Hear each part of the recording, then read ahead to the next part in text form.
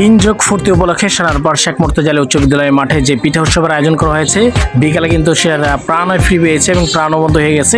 হাজার হাজার মানুষ কিন্তু চলে আসছে পিঠা মেলায়। তো আপনারা যারা এখনো আসেন নাই, খুব অল্প সময়ের মধ্যে কিন্তু বন্ধ হয়ে যাবে। রাত 8টার মধ্যে কিন্তু পিঠা উৎসব বন্ধ হয়ে যাবে।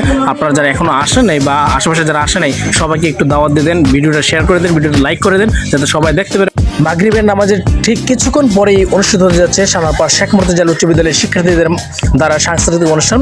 তো সাংস্কৃতিক অনুষ্ঠান আপনারা উপভোগ করতে চাইলে অবশ্যই সন্ধ্যার পর সবাই এই মেলা উপস্থিত থাকবেন। আর এরকম অনুষ্ঠান যদি আপনারা পিঠা উৎসব যদি প্রতি বছর পেতে চান, অবশ্যই আমাদেরকে লাইক কমেন্ট শেয়ার করে জানাবেন। আমরা কমিটির কাছে আবেদন জানাবো এরকম অনুষ্ঠান প্রতি বছর করার জন্য।